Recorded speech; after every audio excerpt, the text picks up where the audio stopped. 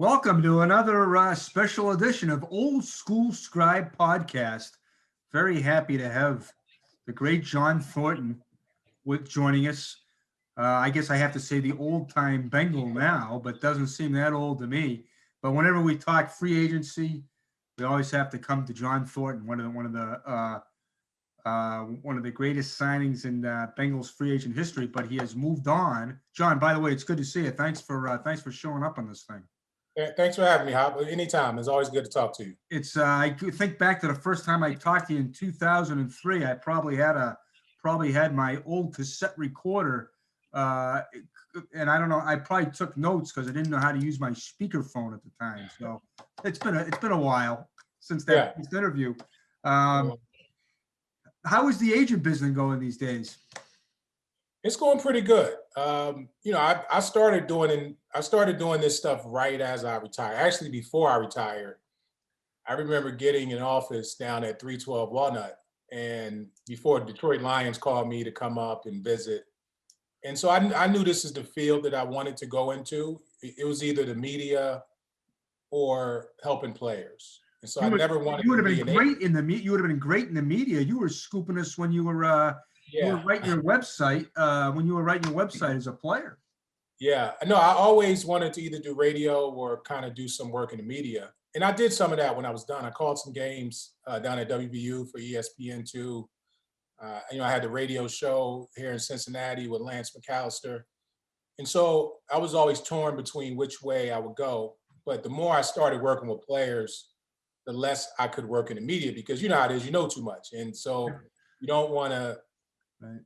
I had a great relationship with the Bengals. I started having great relationships with other teams, and here I had this show, and the Bengals would listen. People at the Bengals would listen to the show. I remember Marvin telling me one time, like the game played out just like you said on the radio, and I think they beat the Steelers up there in 2011. It was one of the years with Dalton. Yeah. And Oh, nine. but Oh, yeah. Right. Yep. yeah, it was like an early Dalton year. But 2013, that Monday night game. yeah, it was one of those. But I remember just towing the line. Like I had clients on the Bengals, but yet I'm talking about the team. So I would never get too personal or just give analysis. So, but the agent stuff sort of kept getting bigger and bigger, and obviously it's, it was just something that I just pulled me into it. So I sort of left the media stuff and just focused on, the player representation. How do you go into this draft, John? It's there's got to be the agents have a much bigger role. I mean, the agents always have a big role, but I would think this year with, and I don't know what your clients' situations are with their, if they opted out, if their schedule was truncated, but obviously they weren't able to go to the combine. Virtually no access during the season, during the week. So what do you have to do this year? Maybe that you haven't been able, that you haven't had to do in past years. I mean, everything has been all Zoom for the players, their interactions with the teams. My client is Azeez Ojulari from University of Georgia. Now, he led the SEC in sacks, one of the best players in the conference. So he was on TV every week. They played all of their games.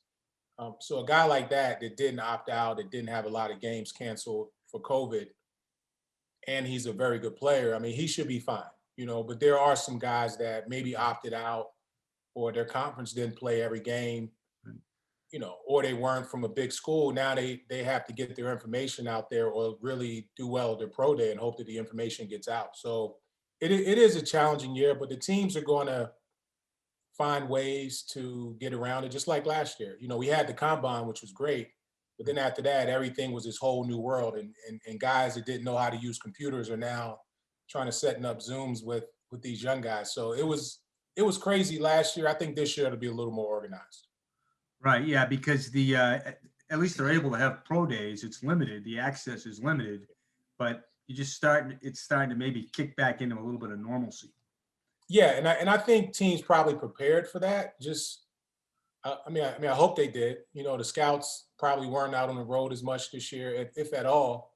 So they just had to really find a way to get good information. And and this is probably why you want to have great relationships in the business, because you can't get out there now. So everything is virtual, everything is digital, and teams are doing psych tests online. I just had to book 3 psych tests for Aziz, with multiple teams that want to do it via Zoom, or they have to log into this special encrypted space where it's private to do these psych tests. So everything is weird, but listen, it's 2021, and so probably a lot of ways we did things are going to change after this pandemic's over. John, you probably should have got me in there for one of those psych tests. But I think things will. I mean, there are going to be some things that go back to normal. But what are some of the things you think that might that might be here for good that have been pandemic related? Just the hold on. Just the off season.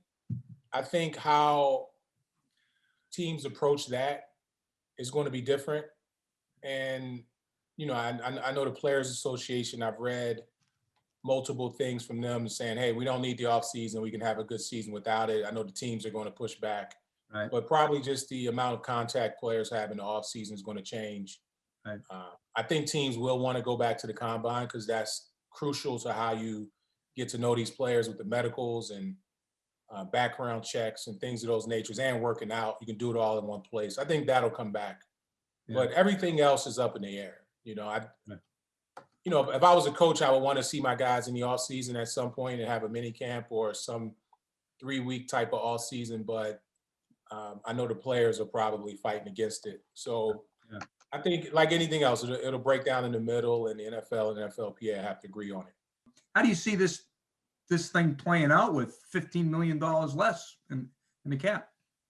I think I know a lot of teams are going to go to their good players to try to restructure, to try to get some help in certain ways. They may add dummy years on a contract to void, just to spread out some cap hits.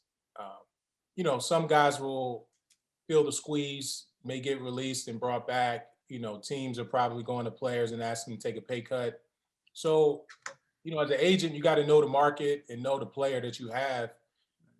Sometimes it's smarter to stay with the team, or if you want to get out there in the market with a bunch of players and hope for a better deal. So it's going to be tough. I would say after today, when they franchise guys, if they keep the same deadline, you'll see other players either rise to the top of these free agent lists, or you'll see guys just have to get cuts because teams going to have to get under the cap. I'll tell you. I mean, if I was a player, and I'm not just saying this to blow smoke, but if I was a player, I would want a guy that's been through it. I mean, a guy like yourself who's been through it, and who knows everybody in the game, who knows teams. Like I thought, you got a great relationship with the Bengals, and I thought even though you didn't have a guy sign with them, I thought your open relationship with them probably helped you, and it probably helped them because you guys were upfront about what you wanted, and that kind of helped the Bengals get a crystallized view. They didn't spend much time, and they kind of walk us through that a little bit. First day of free agency last year. Yeah. It's always great to have just a good relationship, a good way to communicate with teams. And obviously the Bengals have been great to me and my family. And it carried over from my playing days into this business to the agent side. So they've always been a sounding board for me. I remember one year Troy Blackburn, and I think some players were signing before free agency. And he was like, is there something going on that, in the agent community that we don't know about? He's like, this is kind of strange that guys are just signing this close to free agency. So, I mean, they're always looking for information, and obviously with trusted people. And I don't think that he would be mad at me saying that, but, and I'll call them sometimes and ask them certain questions, that has nothing to do with my player. And if it is a player involved, we can speak and be honest with each other. We talked last year about Nick Kwiatkowski. He was a player that they targeted. And once the free agency bell started, it looked like it was going to lean towards the Raiders for Nick. And I just, I called Troy. I couldn't get an answer, and then, we talked for a second. I said, I'll call you back. And then I ended up texting him, hey, Troy, we're going to push with this Raiders thing. Appreciate it. And he was fine. He was like, hey, it's great. I told him what the terms were. So it's always good to be upfront with them, even going back to Michael Johnson. Right. When Michael left, he left on good terms, and then he came back under unique terms. And so it's always good to be honest. And it's not always going to work, but you at least want to be known as an honest guy. And that way you don't burn a bridge with a team. The Michael Johnson deal, perfect example, I think of, that's not a deal the Bengals had usually made in the past where they bring back a former player, but they had such high regard for Mike, such high regard for you. The whole thing was, it was really fun to watch. I mean, I think you were trying to balance it too. Hey, I got to give these other teams a shot. I can't show favoritism to the Bengals, but I think everything was on the up and up. I know you brought him up to see Zim in Minnesota, but that was interesting how that kind of worked out. I thought your relationship there kind of paid off. And that was player driven, Mike, and how it is in free agency now. Those 2 days where you can legally tamper, so to speak. The player you don't get to visit teams like when I was a free agent. I came here, then I went to New England, and I went out to Arizona, and it was like a free agency tour. Like teams will wait on you at that point. Now it's like, if you don't have a deal within those first day or two, teams will know that you're bluffing pretty much, and they won't wait, and the price will come down. So the players almost have to trust their agents and the dollar amount to choose whatever team they're going to. And Mike went to Tampa. We thought that was a great situation. For whatever reason, it didn't work. I mean, he sprained his ankle in the first game, and then you're a big money free agent, and people look at you sideways, and then you thinking like, hey, what did I do? Did I just come here for money? And that was a personal thing for him. And he was very close to this team in a way that I haven't seen many guys. The guys on that team were very close in the same group chat. They're still in the same group chat. And he wanted to come back, and so he told me early on, like, I want to go back to the Bengals. You got to make it happen. And I said, Mike, you just signed this huge deal. There's no way it's going to happen unless A, B, and C happen. And that's very rare. Right. You know what? A, B, and C happened. Right. And he ended up back there a year later, and usually a team will move on and they'll sign somebody, but it just happened to work out. I think they had Wiles Gilberry playing it, and he really wasn't a full-time guy. He was a great player for the Bengals and what they wanted. And I told them at the time, I said, you guys don't have a right in to replace Michael. Like, you have guys capable, but you don't have a guy like Mike that can play all game and allow Carlos to do his thing on the left side because he wasn't the right end. You allow Gino to do his thing on the inside. And then you have these rotational guys that can come in and just do their thing, while Mike might not have been spectacular. He had 12 sacks a year before, but he's a guy that allows everyone else to be great. He was a great team player. Right. Everybody respects him. So he's a guy you want to pay. And but it worked out. He came back, and yes, having a great relationship with Mike Zimmer, and because that was close as well, him going there and the Bengals, but Mike was just super comfortable. Mike Johnson was super comfortable with the Bengals, and he wanted to come back. And as an agent, you got to make that happen. The 6 years here, and you get all your money, which I guess is that. Yes. The Bengals still do that. The Bengals, that's still how they do it. I mean, DJ Reader is going to get that money. You know what I mean? And you got that money, which I think is, I think it's a good thing. And even though you only made the playoffs once, I think you did what you wanted to do. You were part of a franchise in a city that turned it around. Yeah, and so for me, being with the Titans, my first year I went to the Super Bowl. Second year we had the best record in the league. We were favored to go to the Super Bowl. My third year, I was hurt, missed like 13 games. Then my fourth year, we were the second seed in the AFC and went to the AFC Championship. So choosing a team, it wasn't like, hey, we're going to go here. I knew anybody could win. If we could win in Tennessee, I wasn't, so I wouldn't say that winning wasn't the number one thing, but coming here and being a leader and helping change the culture. And when we did, the first 2 years we were 8-8. We had an opportunity to go to playoffs the first year. And then the third year we had made it. We were going to the playoffs, and, obviously Carson got hurt. We know what happened. And even in 06, started out 3-0, and then we had the Chris Henry and Odell Thurman situation, and we felt like we had a good team. Sam Adams came in, and Rough in the pass. I mean, the game's over. Delta O'Neal, the game's over in Tampa.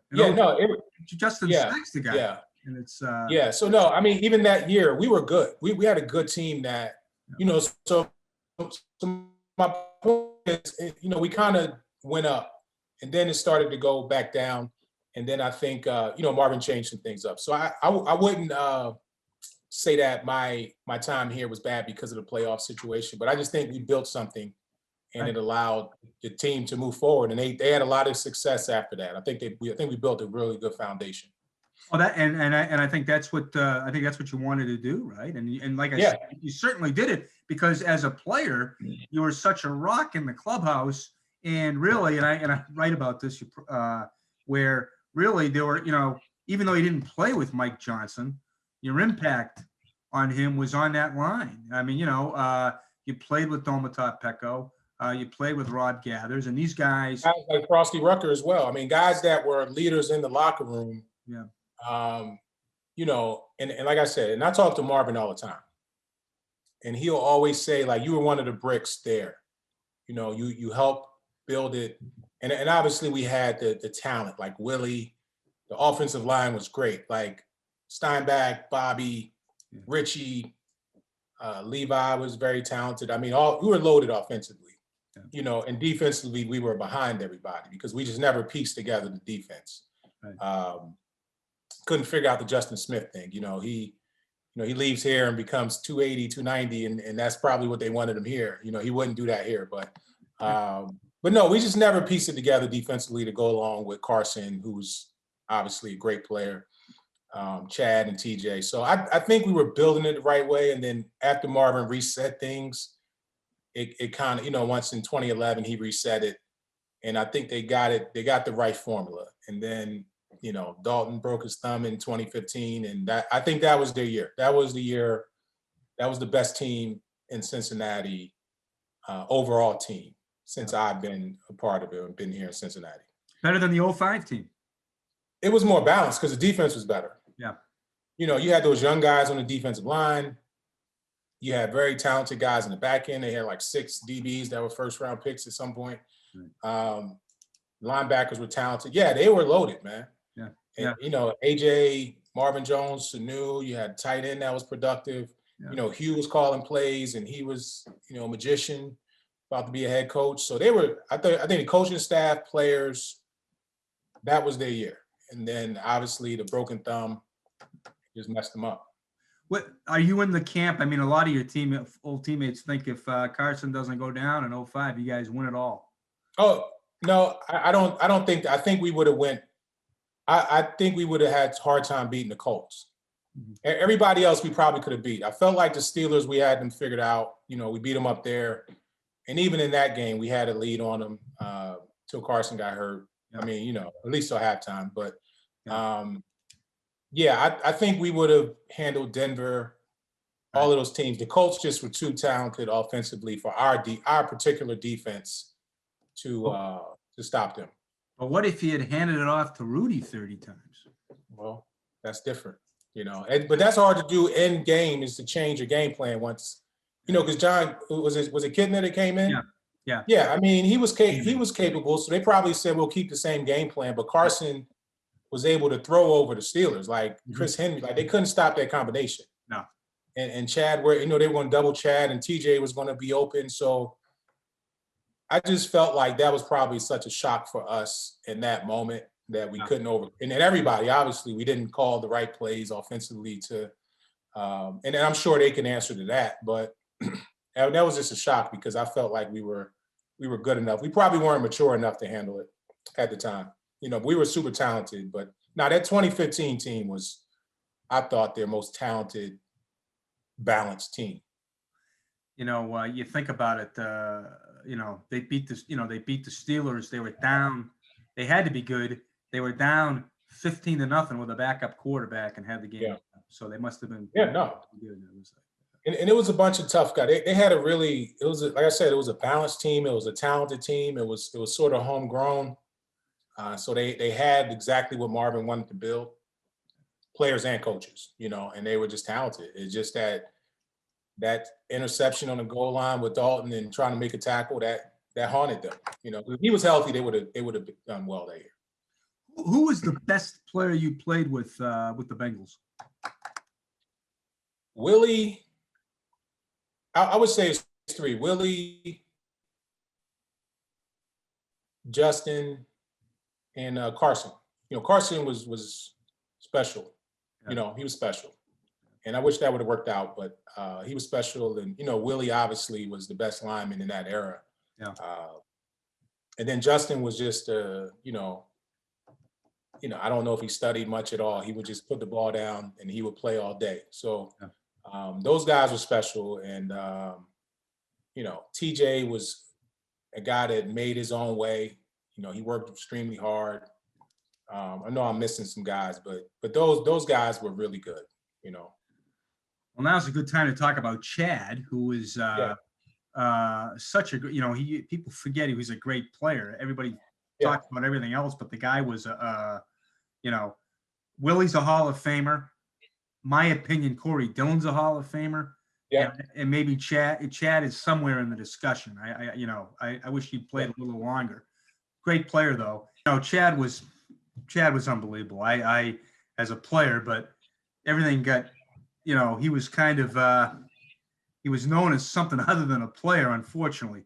But he was also, the guy was a trailblazer, probably with your help with Twitter, because he probably the first major athlete really come out and make it his own.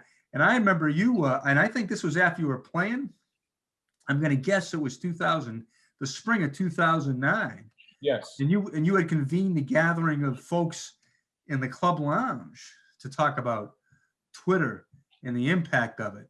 And I was sour on it then. I'm sour on it now. Although I got, obviously I didn't think it was going to take off the way it did. But I just like talking to I just like talking to players, because now basically guys are covering what they tweet. But that's good for the players now. The players are their own news agencies. Yes, and I forgot Chad. Chad's obviously one of the best players ever to play with the Bengals. He was probably the hardest working guy that I played with. Going back to that, he was 24/7. Especially in 2003, I was just shocked at how, I knew he was talented. Then he took off in 2003, but he worked extremely hard. Like, he was the most talented player and the guy that worked the hardest that I've ever been around. So I don't know how I forgot him, but yeah, he was that guy. But then shows you how great that team was. No, it was good. That whole offense was loaded. Obviously, like I said, with Willie, Carson, and Justin, those were just guys that just were rock solid.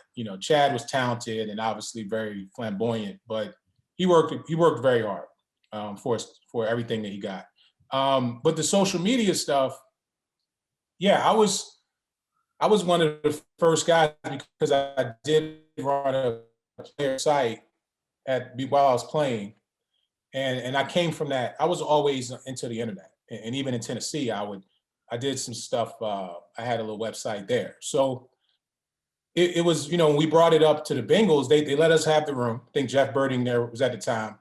And the people that I were working with, they were like, hey, let's do this social media thing. It's coming on strong. And it wasn't a lot of players that was embracing it early. I think Shaq was in basketball. Gilbert Arenas was he was one of the guys in basketball. I know I was doing football, but I was retiring at the time, and I didn't have the name of those guys. But Chad took it and ran with it, and the Bengals were on Hard Knocks. So his following shot up there, and he saw it as a way to, and I'm sure he would say it, to tell his own story, because at that time he was, he wasn't a controversial player, but he was doing Dancing with the Stars. There were some questions about whether he wanted to be in Cincinnati. And then I just think he just became a rock star, a talented player and talented on social media. So he took advantage of it right when it hit. And it changed the news cycle. It changed how the media covered players for a little bit. But now I think it's back to normal. Everybody's using Twitter. Some guys using Instagram, Facebook. Is just whatever your choice is. And everyone adjusted, and I think it was before its time, as far as the social media. And now this is how everybody's staying in touch. And you're putting stories out that way and you're driving them back to your website. So I just think it's all a good thing as long as everyone is respectful and know how to use it. What did you see in it? What was the thing that attracted you to it when maybe nobody else, when maybe there was just a handful of people? I always like connecting with fans. I was always a talk show or, radio guy. And I was up at night listening to JT the Brick or, listening to Jim Rome every day. That was my thing. And I would listen to local radio in Nashville. I was actually doing it in college in West Virginia. I would listen to Tony Caridi and Greg Hunter and those guys. That was a Nashville number. I wonder who they wanted. But you got to take that if that's something. It's cool. Hey, if it's good, they'll call. They always call back if it's, that's a rule of negotiation. Sometimes you don't answer the first call. I hope they're not moving on to the next club though. Nah, they can't do that. They can't do that. I got good players. But no, so the thing is, I always wanted a connection with the fans, and I was giving away tickets, and I was doing a lot of things like that. So that's why I like social media. And right after my last year in Cincinnati, I think the 2008 season, I started live tweeting the Super Bowl, right? Because we had just, I kind of knew what was going on. The Steelers were playing, I think, Arizona that year. And I was calling out all of the Steelers plays. I was like, they're going to do this. They just crossed midfield. Watch out for the trick play. Yeah. And so the few people that were following me at the time, they thought it was amazing. I remember this. And it was just like, wow, and that was before people were live tweeting stuff like that. So it was a fun thing. And I just imagine if I was a current player, it's very tough. I think it's tough on current players to be that exposed. Yeah. At least for me, it was on my website where they were taking shots at me and saying how bad I was and overpaid I was. But on Twitter, it's like players love to go in there and they love to go on Instagram, and fans they got all access. So you got to be tough and you got to have thick skin to be on it now. But back then it was like just coming in and not many people were on it at that time. John, you liked Cincinnati. You settled here to basically raise your family, right? Yeah, I did. And I wanted to move to Arizona when I was done. I trained out there all the time as a player in the off season. But at the time, when I got done, my family wanted to stay here because they were having their lives here. My two sons at the time were in school, and now my oldest is at West Virginia, playing football. My middle one, he's one of the top players in Ohio in basketball and football. He'll probably play college football. He just got his first offer from Marshall about a month ago. My 9-year-old will probably be better than both. So, but they're talented kids, and they love the area. For me, I travel a lot, so I like it here because it's not real busy, and I'm really private, so I don't, I have my space, and so it's always been good. It's been good people here, and I'll probably be here for the next 10 years at least until my youngest is out of high school. Then I'll go retire in Arizona somewhere. Can I send your son a Syracuse brochure? Hey, he's still open. He's still open, man. 6'4" quarterback. So anybody need that, he's pretty good. Real quick, just how do you see this? How do you see? I guess I asked you this before, but just kind of outlining a little bit. How do you see the first couple of days of this free agency coming out? I know some have thought because of the strap cap that maybe the team that doesn't go out there, the teams that don't go out there right away, are the ones that are going to clean up. And that's usually what happens. If you have the money and you target a player and you feel like that player is going to get you over the hump, then go out and get him. But history has shown that doesn't really equate to winning, or that doesn't mean you're going to win or not. So there's going to be some players that don't get the deal they want, and they may choose the best situation and say, hey, this is an odd year. I'm not getting the contract I want. Let me get the best 1-year deal with this team and bet on myself, and I think those type of moves will be the most impactful, and I just saw, I was in a group chat with some friends, and they they sent an article from the Raiders a couple years ago how 2019 they signed all of these guys and gave all these guaranteed money, and they're all gone. Like they just traded off the tackle, the receiver they cut the other day, and the safety they just cut. Yeah. I think Antonio Brown was in that somehow. So, you can make a splash and it can be good for you, or you can make a splash and you know what, a year or two later, you're like, we did the wrong thing. So, everybody has money in their pocket and it always burns a hole in it, and that's how this league is. And there's some teams that may be up against the cap that aren't allowed to go out and make those moves, but they may make some smart moves that'll help them win, Do you have any free agents this year? No, we as a company, we have Juju Smith. He's probably the biggest name guy. Yeah. Todd Gurley, Leonard Fournette. We got about 5 really good players that should get some good deals. But free agency is going to come and go. It's going to be quick. That first wave and the second wave is going to come, and you're going to start to see the guys that'll be the core of your team. Those nuts and bolts guys get signed. Bengaldom is looking for an offensive lineman. I'm looking for defensive help. How do you think the Bengals shape up here with Burrow? Look like his rehab is going real well. No, Burrow's special. He's a guy that seems like he wants to be there and wants to help turn it around. So they definitely have to surround him with talent, whether it's a great defense. That's probably the easiest way to get it done. Hopefully they sign some more players. I do think that they need to address the defense. I do. I know everybody's talking about the offensive line, but the defense. I've been getting ripped for that, John. I've been getting ripped for that, and I don't know why. I mean, I think when this defense has been good, they've had their best teams. Yeah, because it'll, he doesn't have to score as much, and I think that over the last few years, the defense hasn't been as good because you saw what happened when Dalton was there and they had a good defense. You don't have to be the best on offense, and you don't put the pressure on a young guy to drop back and throw it 40 times. He threw it how many times in the Cleveland game? Up in Cleveland, it was a lot.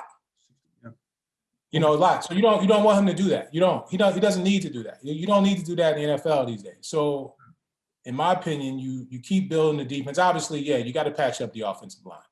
Whether you do it in free agency, you do it with the 5th pick, or you maneuver. I don't know what they'll do with that pick, but I'm sure it's going to, whatever they do in free agency is going to affect that pick in the 5th pick. So they got to address the offense. They got to address the defense, and keep building the defensive line. Keep building the secondary. I don't think they're good enough defensively to support Burrow at this point, even the injured Burrow. You know what I mean? Because he's not going to be full strength probably for another year, at least to where we think he can be, right?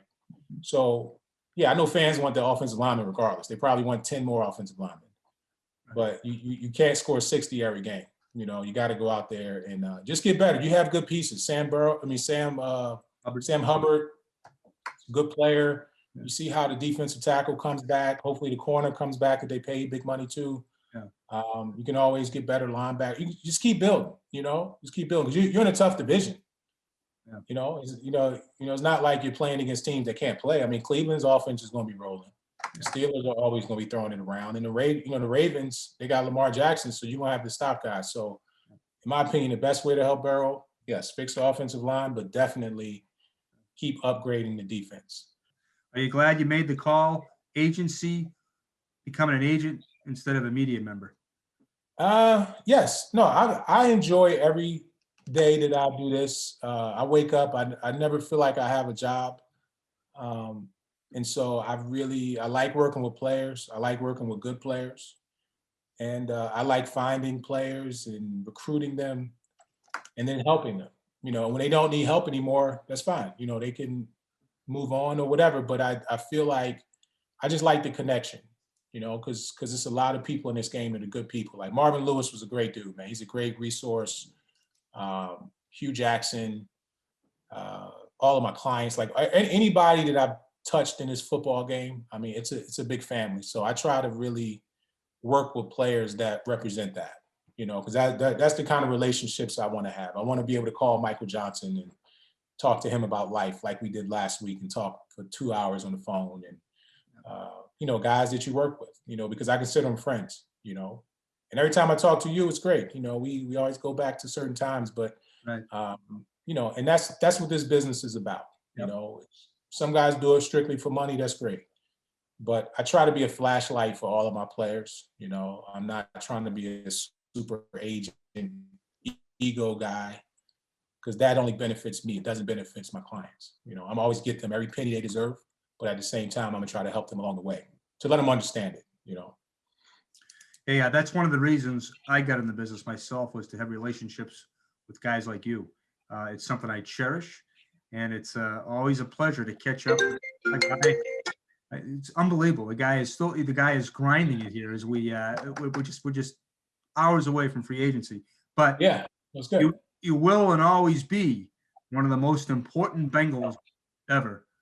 What you meant to that 03 team and the building of what happened. And we thank you for taking the time on such a busy period of the season for you. And we hope to talk to you soon. I'm always around, man. I'm always about 15 minutes away, man. So, and I can still stand up and rush. If anybody gets hurt and they need a third down rusher to run some games and stuff, I can do that. I can't play the run, but keep your phone open around July 15th. Okay, I'll do that.